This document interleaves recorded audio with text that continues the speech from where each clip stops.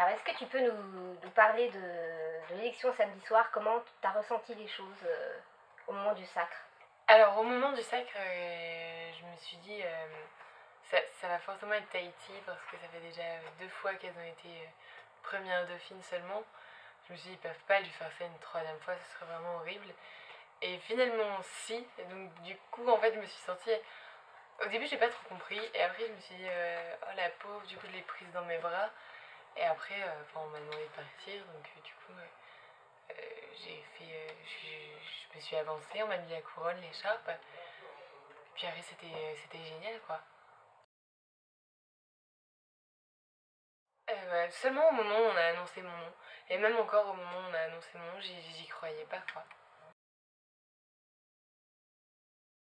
Bien sûr, après on était toutes favorites, toutes les 5 on était dans les favorites. Il y en avait même qui étaient même pas dans les 12 et qui étaient favorites. Donc du coup en fait on se rend compte que ça veut vraiment rien dire parce que les journalistes sont pas forcément ceux qui votent et les gens qui aiment les photos ou qui commentent sont pas non plus forcément ceux qui votent. Donc du coup c'est un peu difficile de faire des pronostics avant. Après j'ai peur de ne pas savoir forcément la contrôler ou de mal savoir la gérer parce que j'ai pas du tout été préparée à ça. Après, je fais confiance au comité, je pense qu'ils sont habitués. Oui, bien sûr, après, je sais que c'est toujours difficile de cacher sa vie privée, mais j'aimerais que ma vie privée reste privée. En tant que mannequin, je sais pas, j'ai arrêté aussi parce que c'était pas forcément mon truc, c'est pas forcément ce qui me plaisait. Après, travailler dans le milieu, oui, bien sûr. Pourquoi pas travailler dans une agence aussi, après être attaché de presse dans une agence de mannequins, oui, ça me plairait aussi. Oui, oui, pour moi les études c'est très important. Je compte vraiment reprendre mes études à la fin de mon année parce que c'est quelque chose qui m'a manqué quand je l'avais arrêté pour le mannequinat. Et puis depuis ce temps-là, je me suis toujours dit que ce serait mes études en priorité. Même si aujourd'hui on me propose d'autres choses, je pense que je vais garder ma ligne de conduite et même si c'est très tentant, vraiment reprendre mes études. Parce que après je sais que Miss France c'est un vrai métier, mais c'est une année et après les portes s'ouvrent, mais elles peuvent se refermer très vite. Donc je voudrais vraiment avoir quelque chose de solide pour la suite. Non, après, bien sûr, il y a des clichés sur tout le monde, hein. Les Bretons se baladent pas tous avec des chapeaux de bigouden. Comme nous, les ch'tis, on n'a pas tous des accents, on mange pas tous du maroilles dans la chicorée. Donc non, moi, ça me fait rire, en fait.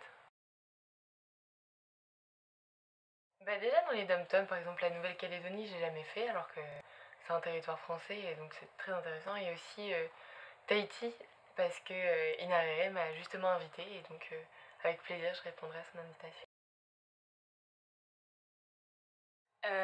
En Flora, bien sûr, parce qu'on est parti, on s'est rencontrés à la présélection.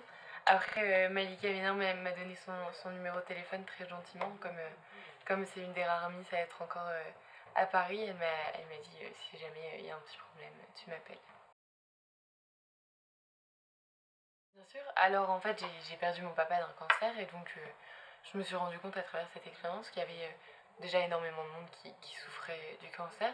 Et en plus, c'est pas une maladie facile et le traitement, la chimiothérapie, c'est aussi une épreuve à passer parce que c'est quelque chose de dur mentalement de se dire que pour se soigner, il faut passer par cette étape parce qu'un cancer, à la base, on s'en rend pas compte en fait. C'est la chimiothérapie qui fait que les symptômes se voient. Et pour améliorer les conditions de vie, pour donner aux patients le mental justement d'affronter la maladie, je me suis rendu compte qu'il y avait très peu de structures, très peu de petits à côté qui pouvaient améliorer leur quotidien. Et donc c'est dans ça que j'aimerais faire bouger les choses. Et ben justement, faire cette association qui est différente. Et après, je sais pas encore, ça fait pas assez longtemps que j'ai été élue pour avoir des projets vraiment concrets. Mon plus beau cadeau, on n'a pas encore tous offert. Euh, sûrement de revoir la surprise que Sylvie m'a fait en invitant ma mère, ma soeur et mes copines.